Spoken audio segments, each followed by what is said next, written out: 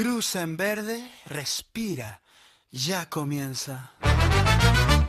La Asociación de Peatones de Quito presenta Radio Peatón, el programa de los que caminan y no contaminan. La esquina despierta, bosteza la avenida, la ciudad late fuerte desde la mañana encendida. Zapatos que cuentan historias pequeñas, la calle es un libro abierto en las veredas. No es solo llegar, es cómo avanzamos. Si el aire es más limpio cuando caminamos. Suburbio peatón, radio peatón, la ciudad camina en tu corazón. Radio peatón, sube el son, paso a paso cambia la dirección. Camina, camina, siente la vibración, la calle es encuentro, es conversación.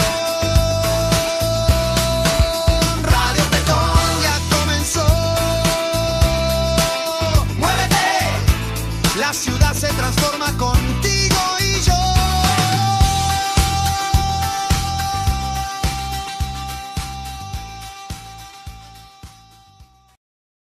Yeah.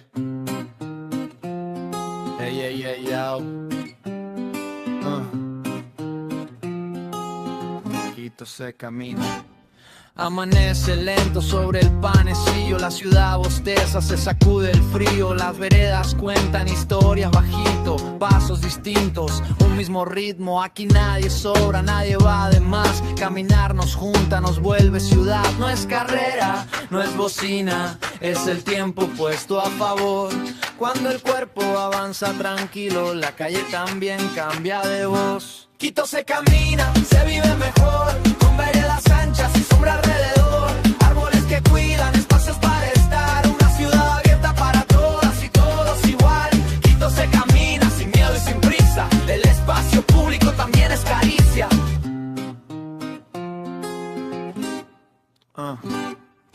Rampas que abrazan, cruces claros, nadie se queda fuera del paso diario. La accesibilidad no es un favor, es un derecho pintado en el suelo y la voz. Bastón, coche, silla o zapatillas, la ciudad responde cuando escucha a su gente. Cada esquina puede ser encuentro, cada árbol una razón para parar. Cuando el diseño piensa en las personas, la ciudad aprende a cuidar. Quito se camina, se vive mejor, con veredas firmes y verde alrededor, calles humanas, barrios en flor, menos ruido, más conversación. Quito se camina, se siente real, cuando el espacio público es para habitar. Caminar es memoria, es salud, es igualdad, es mirar a los ojos y volver a confiar. Una ciudad a escala humana, late más fuerte, respirar en paz. Quito se camina, ciudad de verdad, donde nadie tropieza con la desigualdad, con árboles vivos, con suelo gentil. Caminar es futuro, es forma de vivir. Quito se camina y al caminar la ciudad se transforma, contigo al andar. Paso a paso, Quito florece bajo los pies.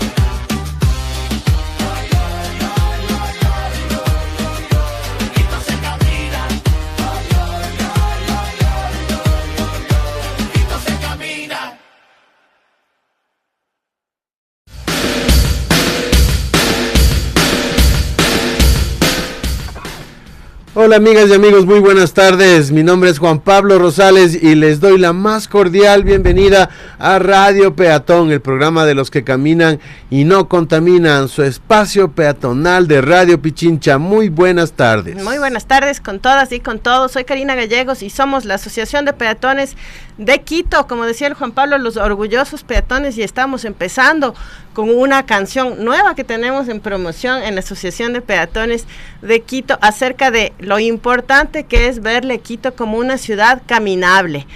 Quito se camina. ¿Cómo se camina? pónganle atención la próxima vez a la letra, está chévere, ¿no? Lo que uno ve cuando abre los ojos, sale a las calles, con lo que se puede encontrar y toda esta oportunidad que tenemos de reconocer la ciudad y de reconocernos nosotros también con los demás y con nuestra ciudad cuando salimos a pie y no encapsulados en ningún vehículo. Y si tenemos unas botitas, si tenemos un paraguas, podemos caminar tranquilamente sin depender del clima o de que esté soleado, aunque esté lloviendo. Y además podemos descubrir que caminar en la lluvia es una cosa linda, eso a mí me deliciosa, encanta. Riquísima. Así es que anímense a caminar en nuestra ciudad, que nada le hace mejor a nuestro organismo y también al espacio público que habitamos. Mientras más caminamos, mientras más damos vida a las ciudades, a las veredas, a los barrios, son más seguros, son lugares con gente, están más vigilados, entonces los ladrones se mantienen a un lado, se mantienen sin intervenir porque la gente está observándoles, chequeándoles, porque el barrio está vivo.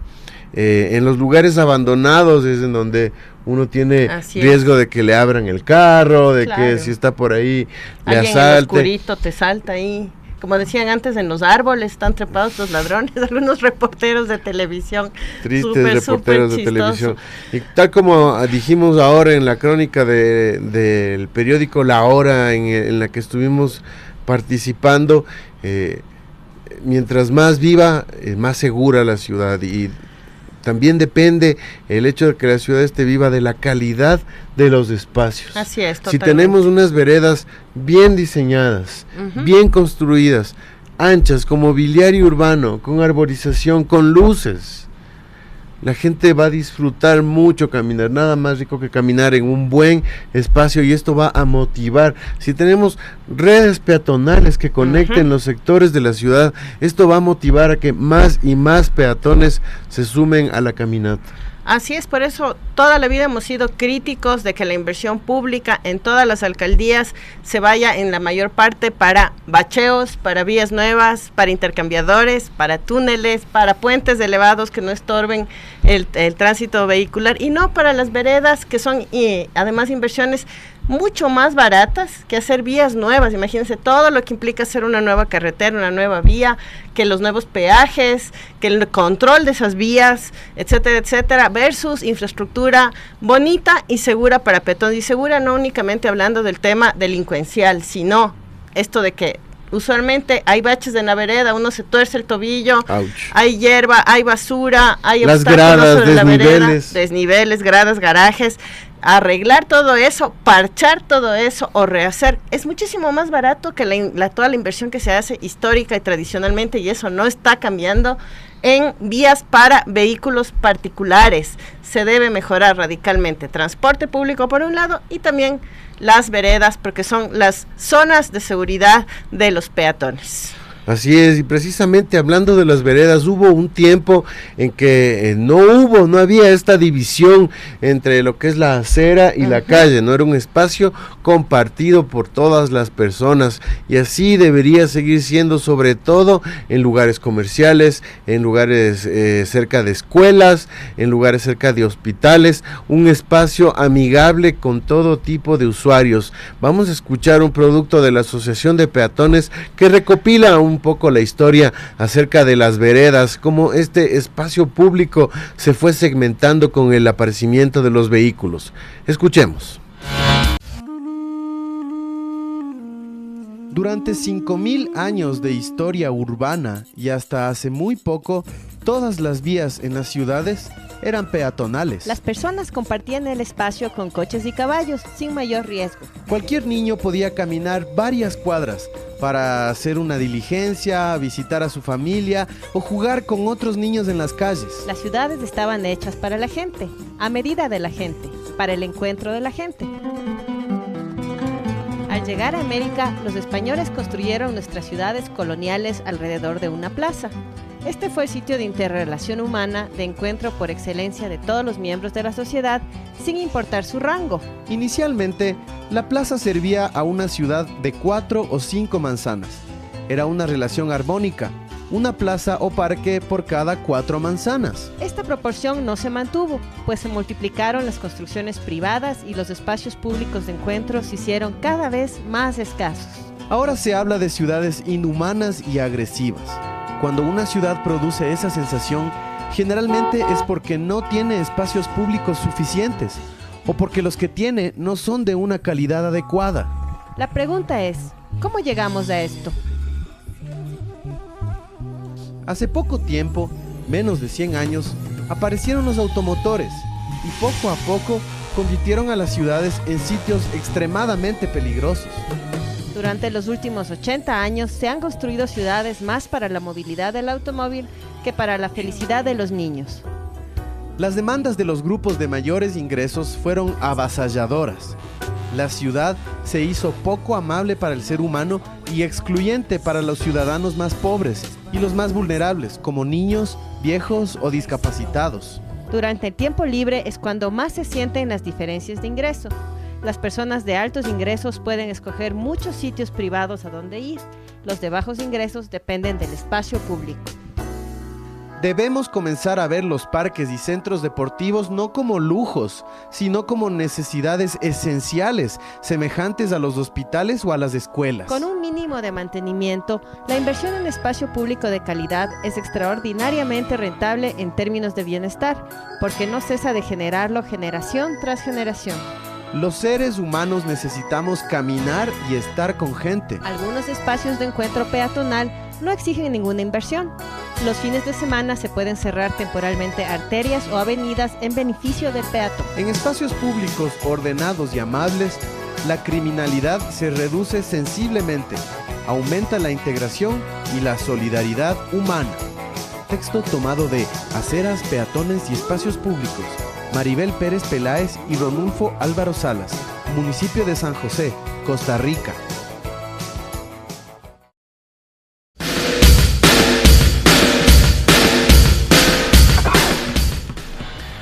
Volvemos, sin duda la calidad de vida de las personas mejora con los espacios peatonales, con los espacios públicos destinados al disfrute de la ciudadanía, garantizan que mejoren muchos indicadores de la calidad de vida, la salud pública de las personas, la contaminación. Si tenemos árboles, inmediatamente baja la temperatura, baja el ruido, baja estos gases peligrosos porque nos ayuda la vegetación a absorberlos. Hay muchos aspectos que se mejoran de la calidad de vida de las personas, mejorando las veredas y mejorando los espacios públicos. ¿Cuál será la vereda más ancha de Quito? Naciones Unidas. Ocurre? Naciones Unidas, la parte del Boulevard, porque justo ayer, y comento esto porque justo ayer estuvimos caminando por esa zona, estuvimos atendiendo una reunión, un taller de trabajo de día completo y regresamos caminando por la Naciones Unidas y a la altura del centro comercial Quicentro. Claro, tenemos un veredón, ¿no? Entonces, claro, el comentario fue, esta es la vereda más ancha de Quito, y yo decía, si supieran la que tuvimos que pasar con el Quicentro por el tema de la línea de fábrica hace muchísimos años.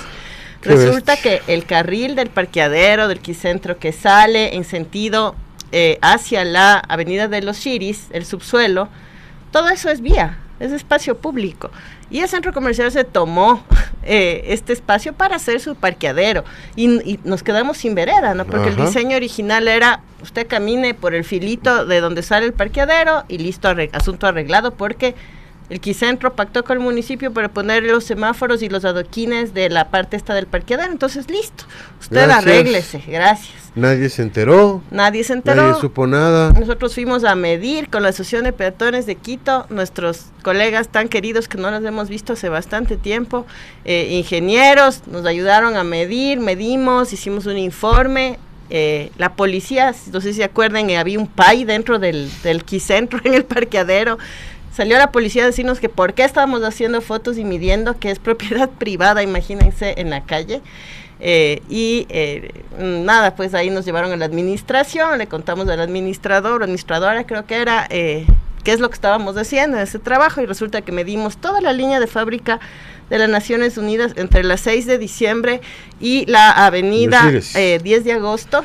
Hasta la 10 de agosto. Claro. pero con énfasis entre el Amazonas y la 6, y todos los locales comerciales, bancos, etcétera, están violando la línea de fábrica en las Naciones Unidas. Entonces, claro, todo esto se me viene porque pensando qué ancho, qué chévere eso del Quicentro, que hicieron una veredota. Eso fue por presión ciudadana. Con denuncias en la prensa. Con denuncias, con evidencia de medir la línea de fábrica y diciendo por dónde va a caminar la gente. Entonces ahora resulta que igual uno tiene que ingresar al área privada, ahora sí, del Quicentro, que está junto a su parqueadero de superficie, para usar la vereda como peatón, porque por donde uno debe ir como peatón, que es al borde de la vía, eso está la salida de su parqueadero privado del centro comercial. Imagínense, entonces, como que vereda más ancha, no lo sé, quizás la avenida Colón, ¿no?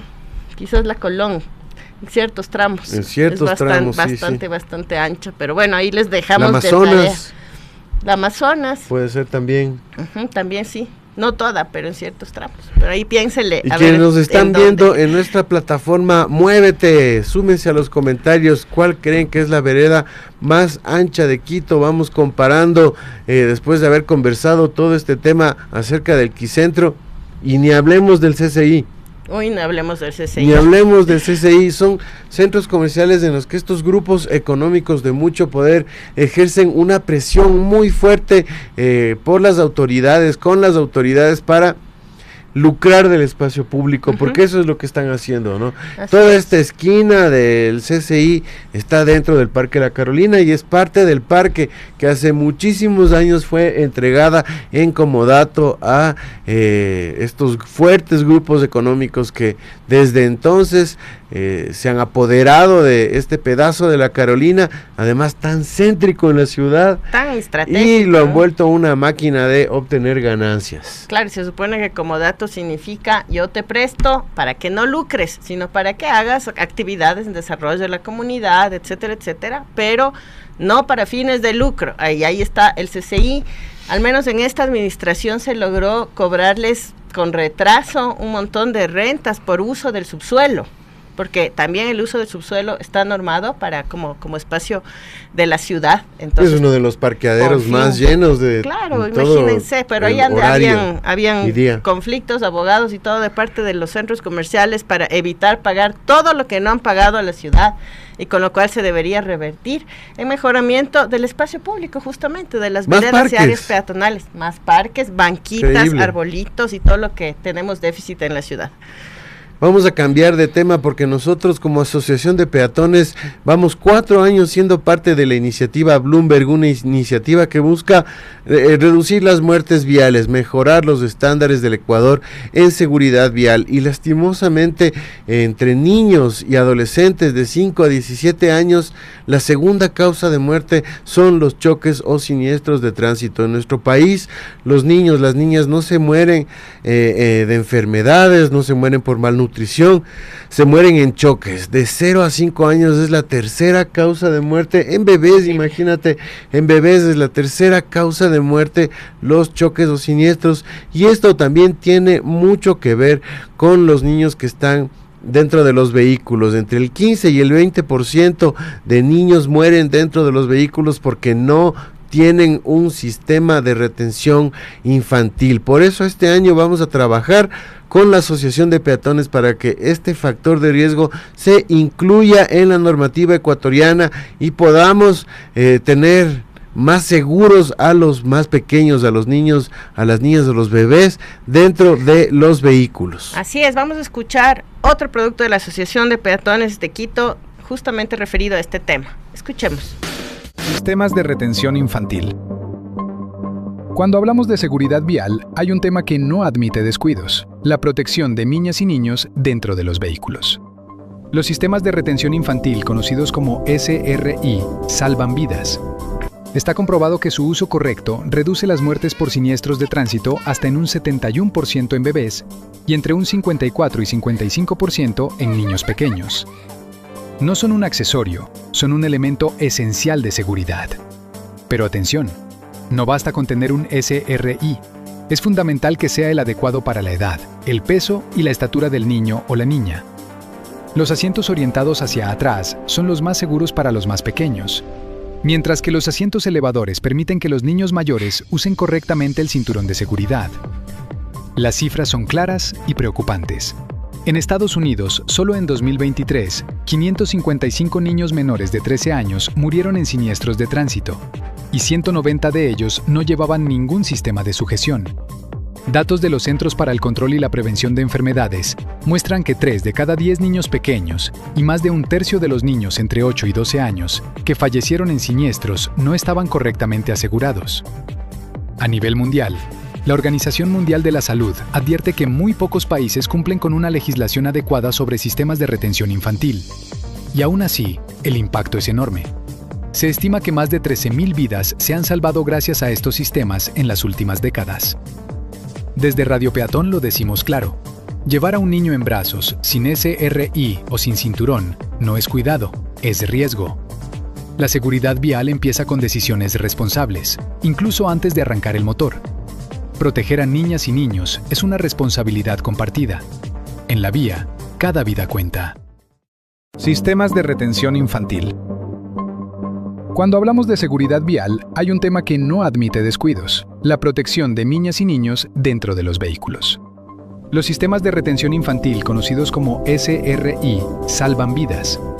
Está comprobado que su uso correcto reduce las muertes por siniestros de tránsito hasta en un 71% en bebés y entre un 54 y 55% en niños pequeños.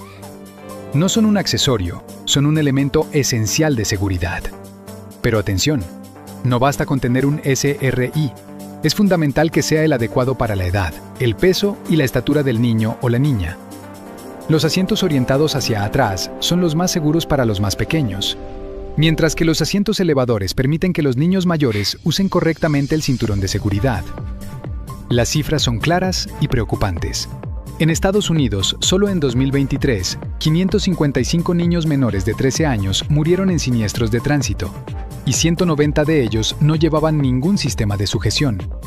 Datos de los Centros para el Control y la Prevención de Enfermedades muestran que 3 de cada 10 niños pequeños y más de un tercio de los niños entre 8 y 12 años que fallecieron en siniestros no estaban correctamente asegurados. A nivel mundial, la Organización Mundial de la Salud advierte que muy pocos países cumplen con una legislación adecuada sobre sistemas de retención infantil. Y aún así, el impacto es enorme. Se estima que más de 13.000 vidas se han salvado gracias a estos sistemas en las últimas décadas. Desde Radio Peatón lo decimos claro. Llevar a un niño en brazos, sin SRI o sin cinturón, no es cuidado, es riesgo. La seguridad vial empieza con decisiones responsables, incluso antes de arrancar el motor. Proteger a niñas y niños es una responsabilidad compartida. En la vía, cada vida cuenta. Así es, en la reforma de la ley de tránsito que está reposando en la Comisión de Desarrollo Económico de la Asamblea Nacional consta añadir este artículo, sería el 196C dentro de esta propuesta, en el que ya comienza a normarse el tema de los sistemas de retención infantil como algo obligatorio para los niños que viajan dentro de los vehículos. Ahora es muy importante incluir dentro de la normativa este hecho fundamental, que es que debería ser obligatorio para los niños de hasta 12 años y 1,35 m o 1 metro, no puede ser un niño más chico pero grande. Exacto. Que mida 1,35. Los niños de menos de 1,35 tienen que tener un sistema de retención infantil y es importante saber cuál es de acuerdo a su talla. Esto también debería constar en la ley de tránsito, así como en el reglamento y en todas las normativas existentes, como por ejemplo los términos del COMEX para importar estos asientos, que deberían importarse sin ningún arancel para que sean accesibles a la mayor cantidad de personas. Además, pensar en alguna otra facilidad para que, aun cuando soñadamente, como estamos hablando, se logre acuerdo con el COMEX, se quita el arancel, los impuestos de importación, etcétera, etcétera. También hay un mecanismo que ayude a familias que tienen que utilizar el vehículo y que tienen guaguas chiquitos para que puedan acceder a comprar estos sistemas que realmente salvan vidas. Así es, esperemos que pase como en Cascos. Ayer recibíamos un informe de nuestros compañeros de Movinana, que la organización guayaquileña, les mandamos un saludo enorme a nuestros compas de Movidana, que ellos han estado trabajando, investigando sobre cascos, y la mayoría de cascos vienen de Colombia y vienen de Brasil, países con los que ya tenemos un tratado, por lo tanto entran sin aranceles. Esto también sería importante de revisar en tanto y en cuanto a sistemas de retención infantil. Pero no solo los niños no solo fallecen dentro de los vehículos, la mayoría de niños de 0 a 9 años lastimosamente fallecen arrollados, atropellados. Y esto tiene mucho que ver con su tamaño. No son visibles para los vehículos, pero son muy frágiles para resistir un siniestro, y es por eso que en los entornos escolares debería reducirse al máximo posible la velocidad de los vehículos. Así es, pero esto no se cumple. En papeles sí, también es algo que hablábamos en el taller de trabajo de ayer. Tenemos unas leyes de lujo, una normativa de lujo en muchos casos, pero hace falta mucho control. No se cumplen estos estándares que están ya en ley, en normativa, en ordenanza, y que han sido el producto de consultorías, investigaciones, pagos de expertos, un montón de inversión pública, de dinero de todas y todos nosotros, y que finalmente luego no se llegan a cumplir. Si pasamos por una escuela, tenemos los letreros de zona 20, pero ¿cuántos vehículos respetan el letrero zona 20, el de zona 30? Toda esta señalización muchas veces, la mayor parte de las veces, es ignorada, ¿no?, por las prisas individuales de cada conductor de vehículo. ¿Y dónde están los presupuestos de los municipios que deberían implementar toda una infraestructura para reducir la velocidad? Porque no es suficiente con poner un mensaje, con poner una señal. Se necesitan cruces a nivel, se necesitan reductores de velocidad, se necesita hacer más angostos los carriles para reducir la velocidad y que las zonas escolares estén protegidas. Vamos a escuchar precisamente a este respecto un informativo que hemos preparado con la Asociación de Peatones acerca de lo que significa una zona 20. Escuchemos. Zonas 20, donde la vida cruza primero. Hay un lugar en la ciudad donde la prisa debería detenerse, donde el acelerador pierde sentido, donde cada metro cuenta. Ese lugar es la zona escolar. En el mundo, cada vez más ciudades implementan lo que se conoce como zonas 20, áreas donde la velocidad máxima permitida para los vehículos es de 20 kilómetros por hora. Esto se da especialmente en entornos educativos. ¿Por qué 20 kilómetros por hora? Porque a esa velocidad un conductor tiene mayor capacidad de reacción, menor distancia de frenado, y en caso de atropello el riesgo de muerte disminuye drásticamente. A 20 kilómetros por hora el vehículo puede detenerse casi en el mismo espacio que ocupa un cruce peatonal. En cambio, cuando un auto circula a 50 kilómetros frente a una escuela, la distancia de frenado puede superar los 35 metros. Eso es más que el ancho de las avenidas más grandes de Ecuador.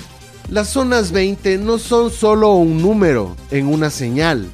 Incluyen señalización visible, pasos peatonales accesibles, pintura llamativa en el asfalto, iluminación adecuada, presencia de agentes de tránsito y diseño urbano que obligue a reducir la velocidad. Porque los niños y niñas no se comportan como adultos en miniatura, son impredecibles, corren, se distraen, cruzan en grupo, y es la ciudad la que tiene que adaptarse a ellos, y no al revés. Ahora miremos nuestra realidad.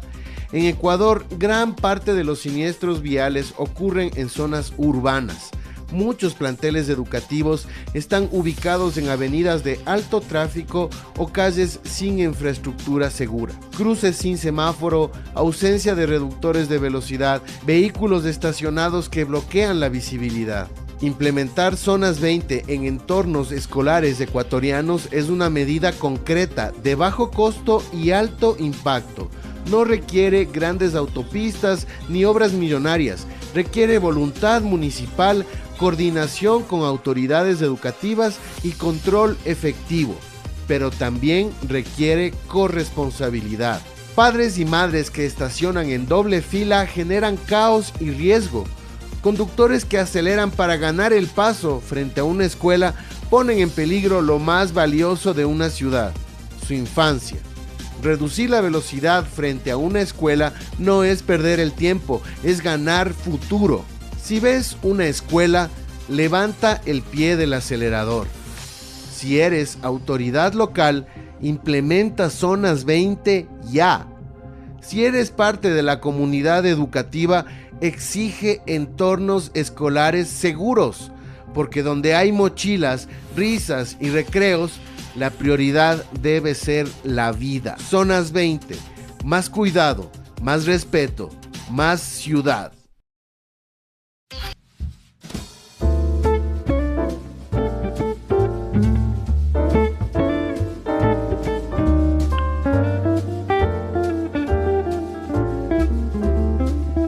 Empezamos el espacio del foro en Radio Peatón. Especialistas nos visitan para hablar de diversos temas: movilidad sostenible, espacio público, planificación urbana, derecho a la ciudad. Estoy más en el foro de Radio Peatón.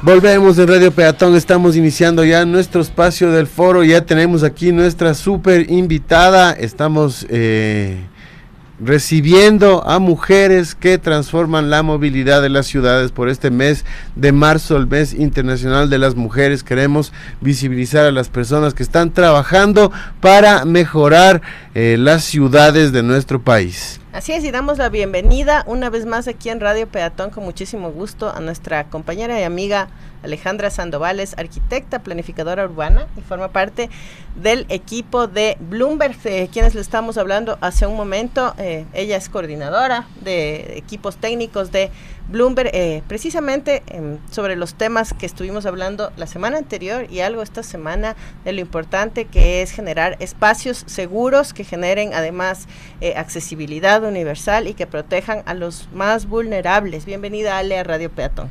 Gracias, Juan Pablo, gracias, Cari, por la invitación, y buenas noches con todos y todas. Qué bueno que nos acompañes, Ale. Estuvimos la semana anterior conversando con una servidora de la Secretaría de Hábitat y Ordenamiento Territorial, Amanda Padilla, que nos comentaba acerca del proyecto de entornos escolares seguros. Sabemos que como iniciativa Bloomberg han estado apoyando con criterio técnico para generar este tipo de espacios más seguros para las niñas y los niños. Cuéntanos un poquito acerca de este proyecto, como para ir cerrando lo del programa anterior. Bueno, en el tema del programa que me comentas que estuvo Mandy a la vuelta de la escuela, es claro un tema que es una iniciativa municipal. Uh-huh. En esa iniciativa nosotros no hemos tenido como injerencia directa, ¿no? Pero uh-huh, sabemos que están manejando, digamos, de esta iniciativa, y lo cual es súper bueno porque de lo que tengo entendido tiene su fase temporal, o sea, con interina se llama, con uh-huh, materiales temporales, y ahora ya están caminando hacia la parte permanente, que claro, tiene que ver que todo ya se transforma en infraestructura permanente, lo cual es óptimo. Porque claro, luego pasa que estas estrategias que son temporales, que van con pintura, uh-huh, o sea, pinturas, macetas de colores, si se dejan mucho en el tiempo se degradan y el espacio, en lugar de ser seguro, se vuelve inseguro. Así que es muy bueno que ahora digamos, de este programa ya uh-huh, esté pasando a la segunda etapa de permanente en las escuelas piloto, en las escuelas piloto. Uh-huh. Luego ya a nivel de Quito será mucho más fácil replicarlo, y pues eso sería como nosotros lo que siempre motivamos, es que se replique, que se vuelva un programa uh-huh, de ciudad, en donde se tomen, por ejemplo, las estrategias como ejemplo que se implementaron en estas escuelas que ya van a pasar a esa uh-huh, infraestructura permanente, y pueden replicarse en otras zonas escolares, ¿no? Tomando en cuenta que claro, las instituciones educativas tienen que dar seguridad a sus estudiantes, uh-huh, pero también en el exterior los estudiantes necesitan movilizarse de forma segura, ¿no? Claro, por supuesto, sobre uh-huh, todo quienes llegan en bus, ¿no? O los niños que se animan a ir en bici, todavía más, con más seguridad. Claro. Como iniciativa, ¿ustedes tienen previsto trabajar directamente con escuelas, con niños, niñas, a través de los GATS? Por el momento estamos recién construyendo la planificación para este año, uh-huh, entonces todavía no tenemos puntualizado. Sin embargo, si fuese un requerimiento de ciudad, nosotros tomamos estos requerimientos y los ingresamos dentro del programa, claro que sí. Buenísimo, ajá, buenísimo, sería súper importante. Ale, ¿qué le dirías a las autoridades de cualquier ciudad de nuestro país que están así como, invertiremos en estos entornos escolares seguros? ¿Será necesario? ¿Merecerá nuestra inversión? ¿Cómo les convencerías? ¿Qué argumentos tienes para defender la importancia de este tipo de proyectos?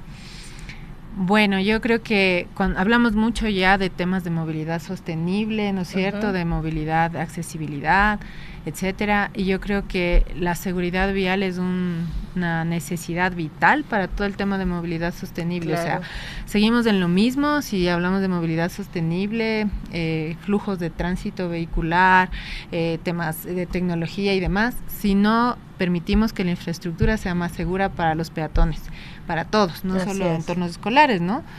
Para todos, a nivel de ciudad, en toda la ciudad debería ya manejarse diseños más seguros, pero mucho más a los usuarios más vulnerables, que son los chiquititos, ¿no?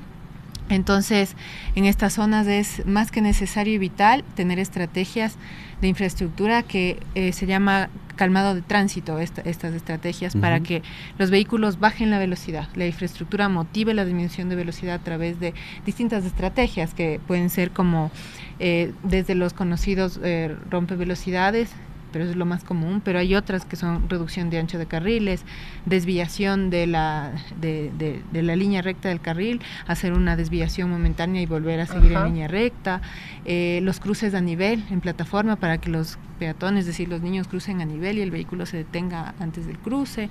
Hay varias estrategias que se pueden implementar, pero digamos que una velocidad segura para un niño, o sea, por eso hablamos de los 20 kilómetros, ¿no? Donde un vehículo, de repente, si está circulando, un niño sale, como todos saben, a veces los niños no tienen la prudencia todavía, pueden salir corriendo, y el auto puede frenar a 20 kilómetros por hora. Si tú aumentas a 30, posiblemente frenos, pero ya le vas a golpear al niño, las heridas ya van a ser considerables para un niño que es más frágil, y además que la estatura, como tú comentabas hace un rato, es distinta a la de un adulto, entonces las partes vitales están acá arriba, le van a golpear al niño, entonces por algo se norma 20 kilómetros, entonces lastimosamente de esto solo nos vamos a tener conciencia un conductor cuando le suceda. Y aquí los vehículos ni siquiera respetan los 50 kilómetros por hora. Así es. Entonces imagínate a 60 kilómetros por hora, un golpe a esa velocidad para un niño es mortal. Así es. O sea, parece que no es, pero lo es. Entonces es vital empezar en estas zonas. Y es caro, Ale. Las autoridades, por ejemplo, se lo pueden pensar porque hay que invertir mucho, son soluciones muy caras. O ¿cómo compararías tú, que eres arquitecta, lo que se gasta en reformar estos cruces, estos entornos escolares, por ejemplo, con lo que se gasta haciendo túneles, haciendo intercambiadores, haciendo nuevas avenidas? ¿Es comparable? O sea, mira, hablamos que si es que existe un siniestro fatal, el costo para el sistema de salud es de $35,000. Además, sin tomar en cuenta los gastos que tiene que hacer la familia, sino de atención, temas hospitalarios. Veamos a policía, bomberos. Correcto, entonces estamos hablando de $35,000. Modificar esa esquina, o sea, digamos una intersección, te puede duplicar, digamos, de este presupuesto, si no pones semáforos 70,000. y demás. Pero yendo no es justo en la intersección, sino también con las zonas de aproximación. Hagamos vaca. O sea, yo creo que... No es un montón claro, de plata, no es, pero no es tanto dinero. Claro, pero también va a depender, por ejemplo, si es que hacen el mantenimiento del asfaltado, si es que tienen que cambiar alcantarillado hacia otros lugares, si es que colocan, por ejemplo, semáforos, etcétera. Entonces es variable, pero digamos las estrategias más sencillas, que son señalización, volados y demás, no representa un gasto alto, la verdad. O sea, no podríamos estar hablando de algo mayor a este gasto que les digo que son $35,000, ¿no? Entonces, además es una vida. Yo lo estoy diciendo fríamente en números, pero una vida no tiene precio. Entonces, no es nada. O sea, yo pienso aparte que sí, la ciudad tiene estos programas también de antes de que entrara a la escuela, mejoran la señalización, el entorno y etcétera, pero ya debería mejorarse con esta visión de incorporar estas nuevas estrategias de diseño. Y probablemente cuando entran a mantenimientos viales, no hacer la típica de voy a levantar la capa vial y asfaltar, sino qué más puedo mejorar. Claro. En geometría, ¿qué más puedo hacer? Puedo ampliar las aceras en las esquinas. ¿Por qué es importante ampliar las aceras en las esquinas, por ejemplo? Porque la distancia de cruce se disminuye.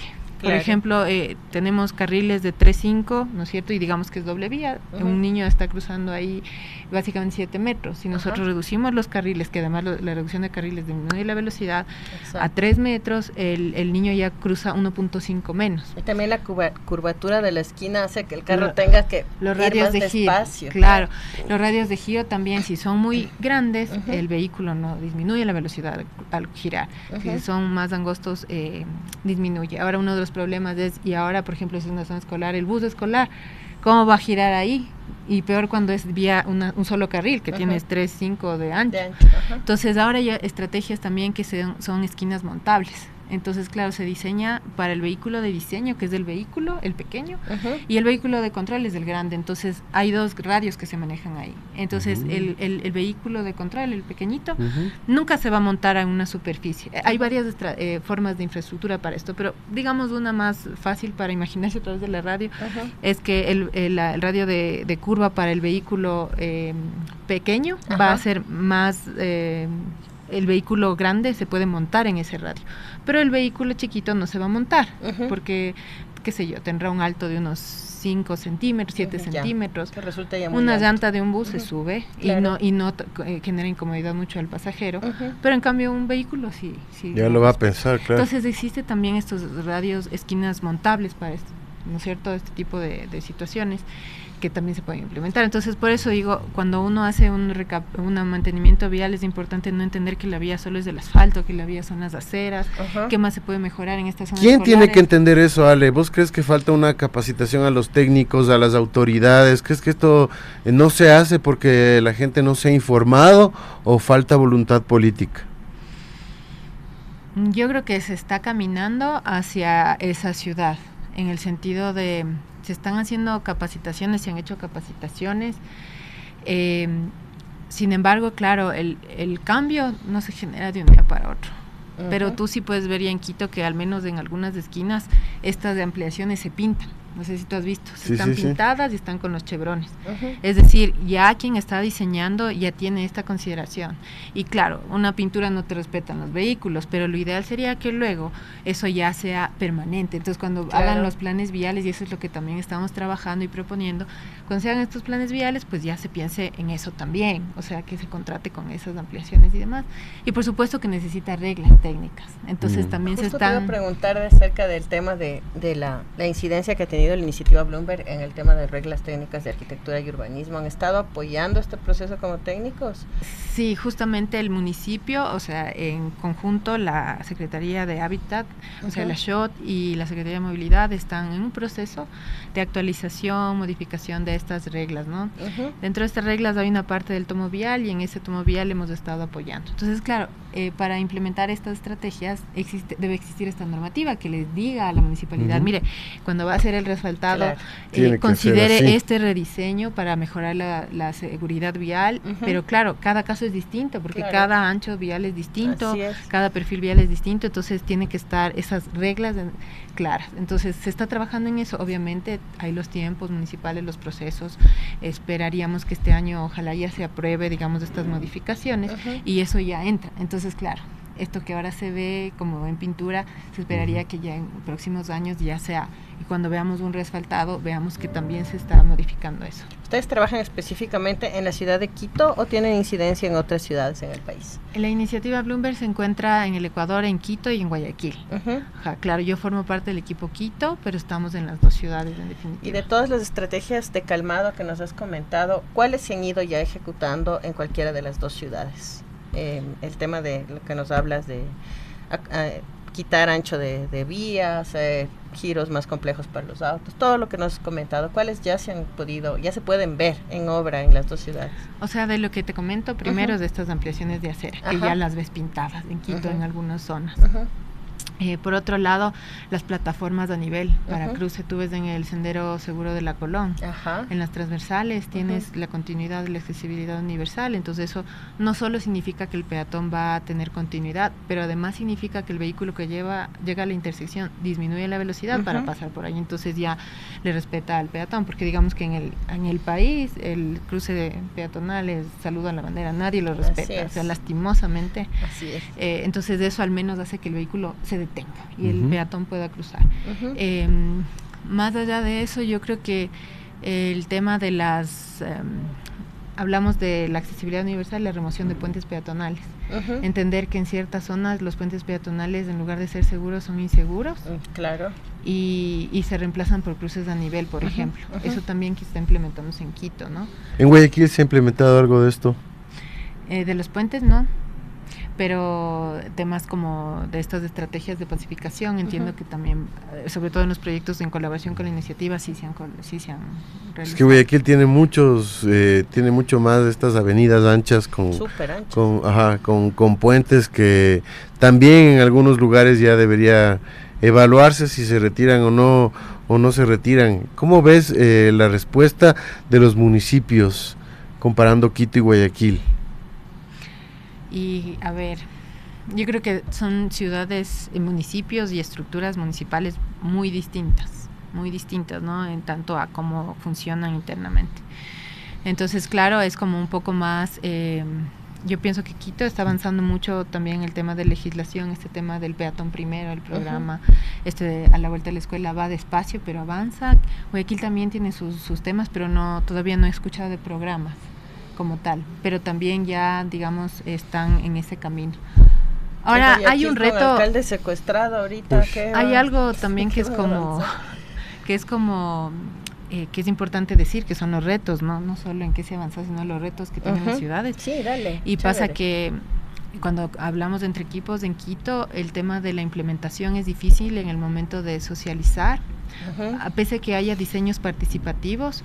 El momento de implementar siempre es complicado porque hay comunidad que se opone. Por ejemplo, cuando quitas un parqueadero que no debe estar en esquina, porque no te permite, pero la comunidad le quitas un parqueadero, es terrible y no.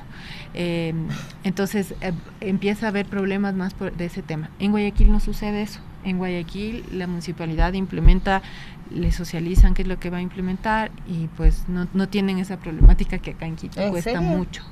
Qué interesante ese dato, no sabíamos. Entonces eso sí es un tema acá importante, porque ustedes saben que los recursos municipales son acotados. Entonces si tú entras a hacer un diseño, lo haces participativamente y cuando vas a ejecutar pasa que aparecen otras personas, vecinos, yo no sabía, yo no quiero, etcétera.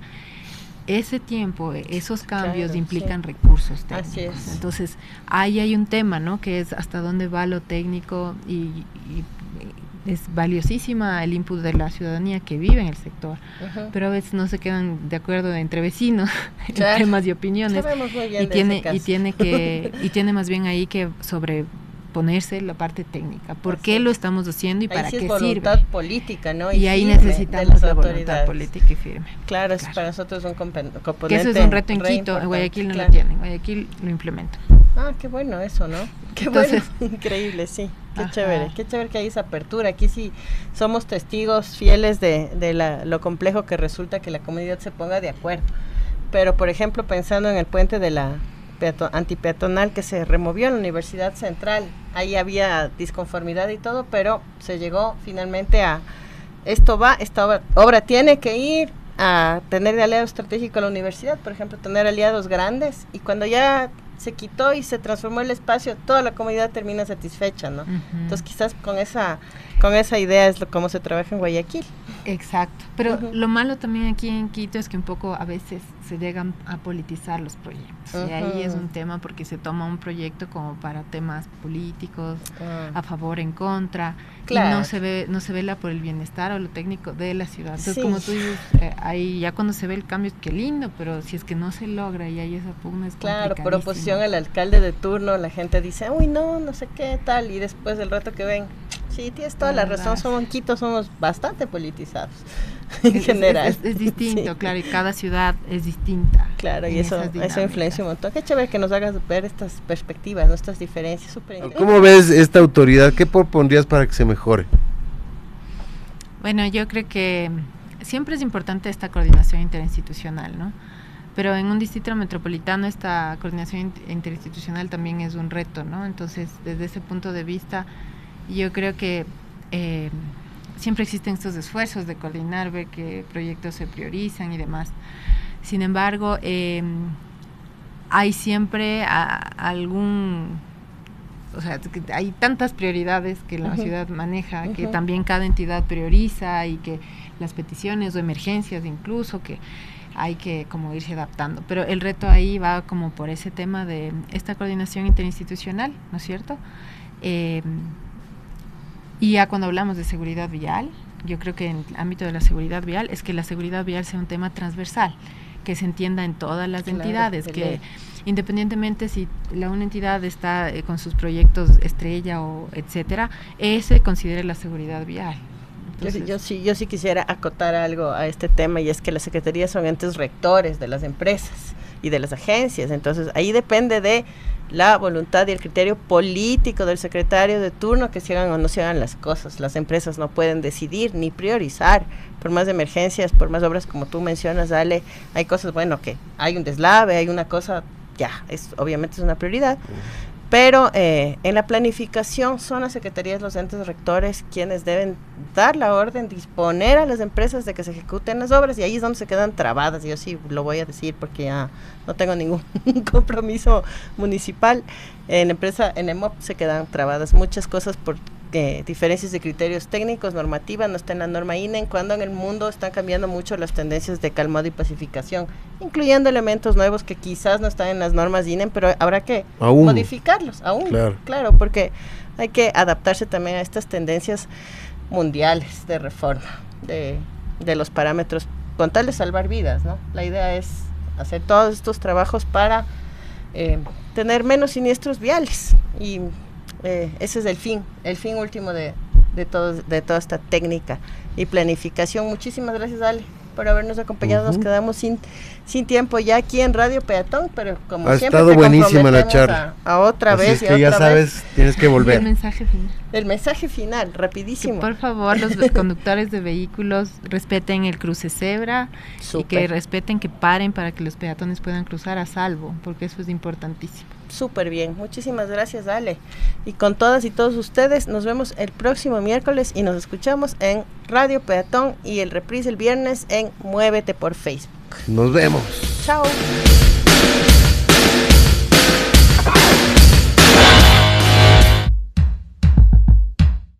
Radio Peatón, se acaba otra edición. La calle es tu espacio, tu decisión. Paso a paso cambia la ciudad. Movilidad con humanidad. Nos encontramos en la próxima esquina, porque cuando caminas, la ciudad camina contigo.